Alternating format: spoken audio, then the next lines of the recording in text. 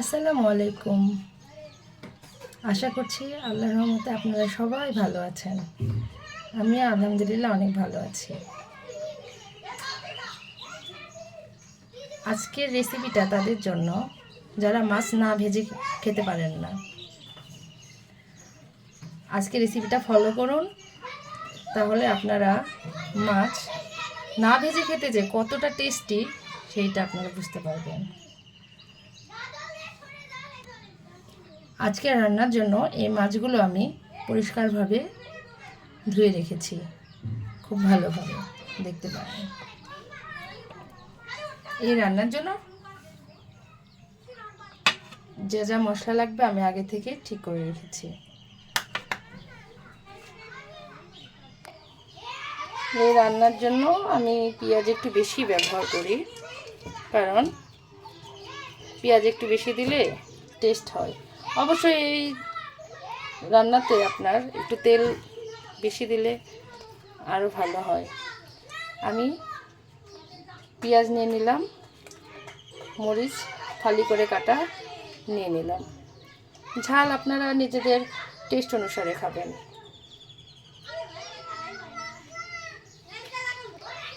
আমি এই তরকারিতে খুব কম পরিমাণে মশলা ইউজ করব। আমি একটু মশলা কম খেতেই পছন্দ করি। তাছাড়া মশলা কম দিলে এই রান্নাটা একটু টেস্টি হয়। এখানে আদা রসুন পেস্ট আমি এই পরিমাণ নিয়ে নিলাম। নিয়ে নিচ্ছি ধনিয়া গুঁড়ো, আগে থেকে রাখা হলুদ গুঁড়ো আর লবণ রেখে ঢেলে নিচ্ছি।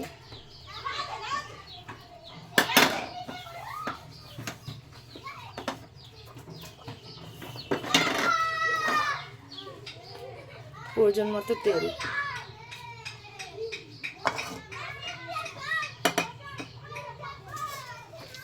এখন এটাকে আমি খুব ভালো করে মাখিয়ে নেব।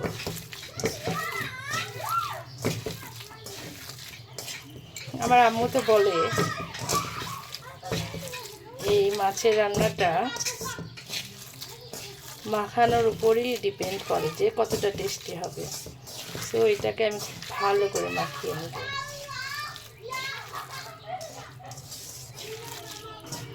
অবশ্য অনেকেই মাছ না ভেজে খেতে পারেন না, তারা দেখবেন এইভাবে আপনারাও রান্না করে দেখবেন যে কতটা টেস্টি লাগে।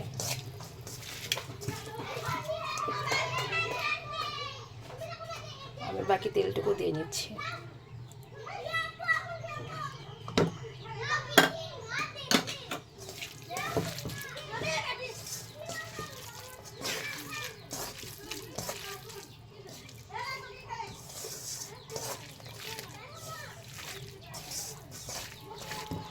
এই যে এখন রোজার দিনে অনেকেই খেতে পারে না, তারাও রান্নাটা করে রাখতে পারেন, করে দেখতে পারেন যে আপনারা অনেকগুলো ভাত নিমেষে এই তরকারি দেখিয়ে ফেলতে পারবেন।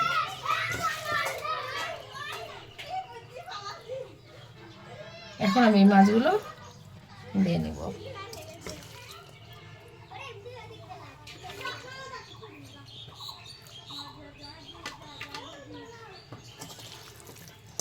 এটাও হালকা করে মাখিয়ে নিব।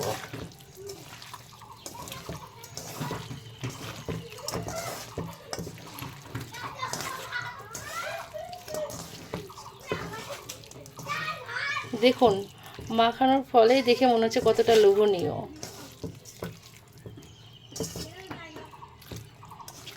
এখন এতে আমি একটু প্রয়োজন মতো পানি দিয়ে নিব।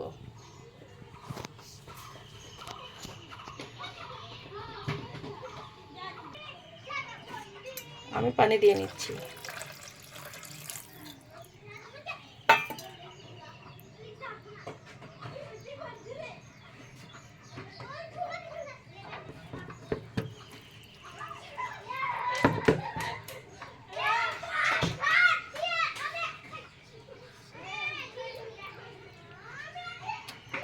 আমি বলবো আপনারা মাস্ট এটা ট্রাই করবেন।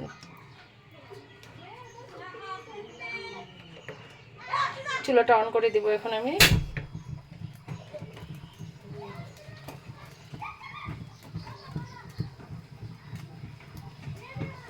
এটা এমনিও খেতে পারবেন আপনারা।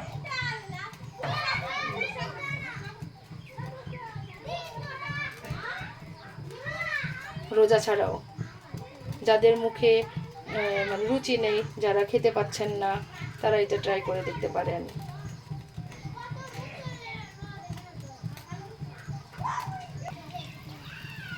দেখুন অলরেডি মাছ ফুটতে শুরু করেছে তরকারি।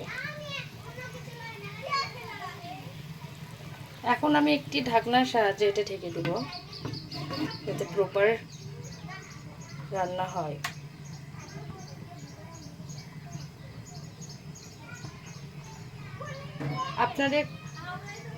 আপনারা কারা কারা মাছ না ভেজে খেতে পারেন না, তারা কমেন্টে জানাতে পারেন।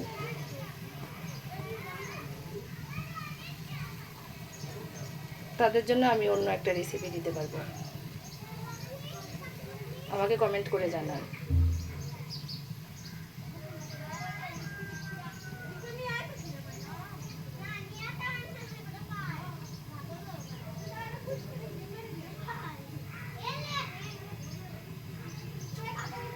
এই রান্নাটা হইতে থাকুক, আমি পাশাপাশি আরেকটা রান্না করব, তার জন্য কিছু মাছ রেডি করে নিই। এই মাছগুলো আমি ধুয়ে পরিষ্কার করে নিলাম।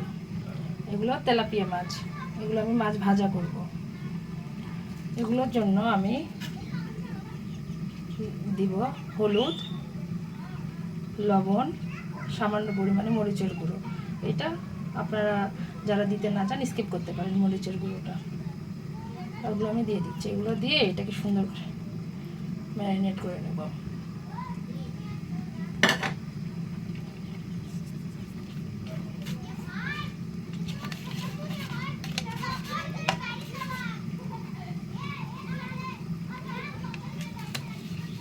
মাছ ভাজিটা ম্যারিনেট করার উপরেই নির্ভর করে কতটা ভালো হবে। ভালো করে ম্যারিনেট করে কিছুক্ষণের জন্য রেখে দিলে মাছ ভাজা অনেক টেস্টি হয়।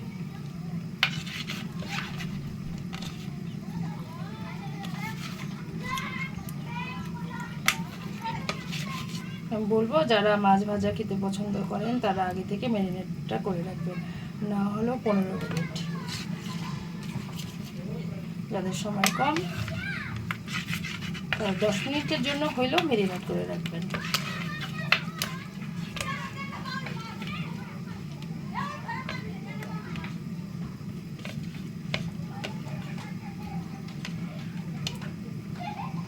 আমি ম্যারিনেটের জন্য কিছুক্ষণ রেখে দেবো এটাকে।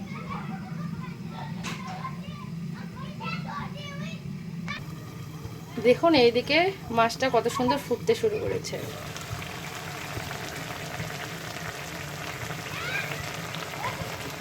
এটা কতটুকু রস রাখবেন, ঝোল রাখবেন, এটা আপনাদের উপর। আমি গায়ে লাগা লাগা ভাব রাখবো, এইটাতে বেশি ভালো লাগবে।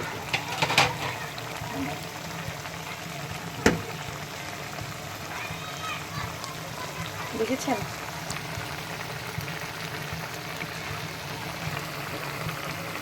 এখনই কত লোভনীয় লাগছে দেখতে।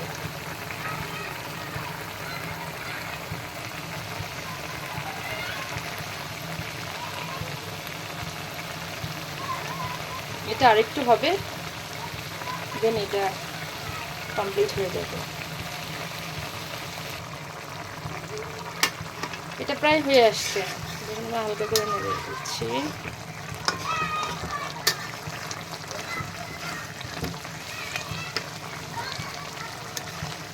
উল্টে পাল্টে দিচ্ছি।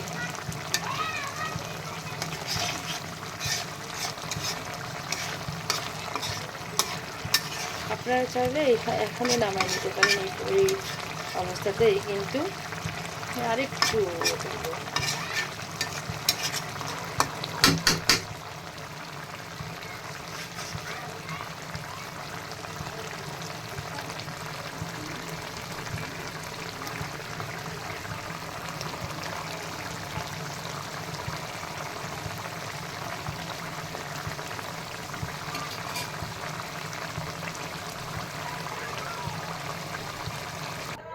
এই দিকে ম্যারিনেট করা মাছগুলো দেখেন হয়ে গেছে সময়, আমি এগুলো ভেজে নিব।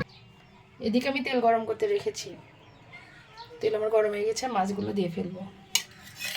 একটা একটা করে আমি মাছ দেবো।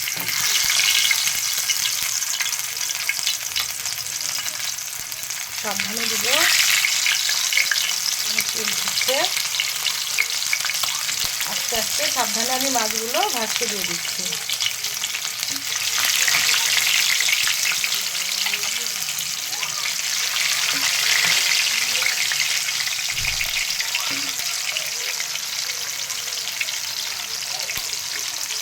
মাছগুলো ভাজতে শুরু করেছি আমি। চুলার তাপটা আমি একটু বাড়াই দিলাম, একদম কমানো ছিল।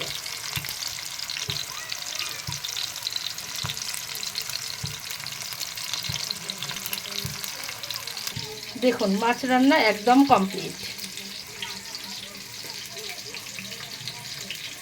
কেমন টেস্টি দেখাচ্ছে দেখুন। আমার মাছ রান্না পুরো কমপ্লিট। আমি পাত্রে ঢেলে নিয়েছি। মাছ ভাজাও কমপ্লিট। দুইটা মাছ ভাজা হয়ে গেছে, সুন্দর করে মাছগুলো ভাজা হয়ে গেছে, কড়া করে ভেজেছি। আশা করছি আপনাদের এই রেসিপি ভালো লাগবে আমার। আপনারাও প্লিজ ট্রাই করে দেখবেন, আর কেমন হয়েছে আমাকে জানাবেন। আসসালামু আলাইকুম।